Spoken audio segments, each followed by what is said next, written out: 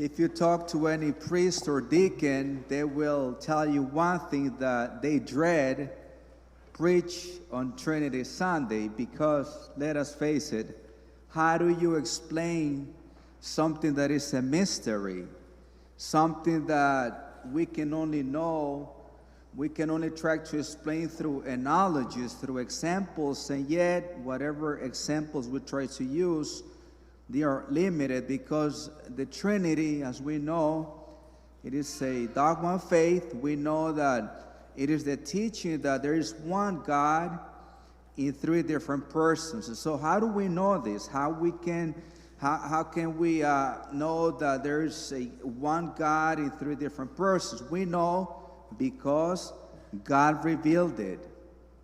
That's why we know.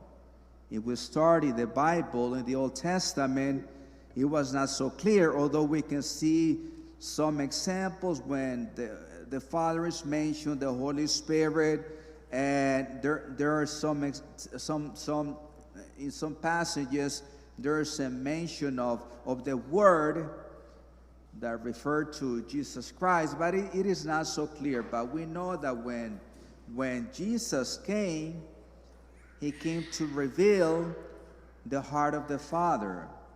Because in the Gospel of St. John, when Philip asked Jesus, "So, Master, show us the Father, and that will be enough." And Jesus' response was, "Whoever sees me has seen the Father." So by getting to know Jesus, we get to know the Father, the heart of the Father. So a good way to try to explain something of the Holy Trinity is by looking at their actions, is how they have acted through history. So the Father, he created everything. He is called the Creator, even though he was not alone. When God created everything, he was not by himself. The Holy Spirit was there, and the Son was also acting there. But that can help us to kind of understand what the functions of each of the persons does. So the Father is the Creator, and then the Son is the Redeemer. So when Adam and Eve disobeyed God, and we know that sin happened, God the Father sent his Son to rescue us from sin and death. And then the Son went back to the Father after the ascension so that they could send the Holy Spirit, so that we can be empowered by the Holy Spirit. So the Holy Spirit is the sanctifier, the one that makes us holy. That's why we have to have a close relationship to the Holy Spirit if we want to grow in holiness. But then again, but again, they don't work separately. They work in a communion.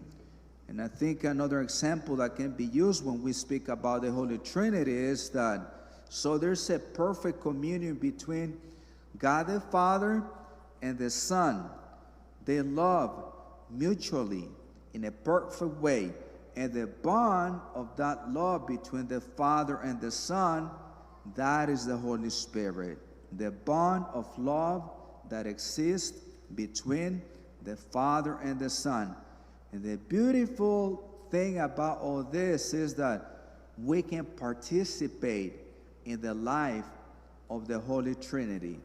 Every time that we choose to love, every time that we decide to be kind, to make an act of love, we are imitating the Holy Trinity, so that when people see our actions, they can be referred to the Holy Trinity.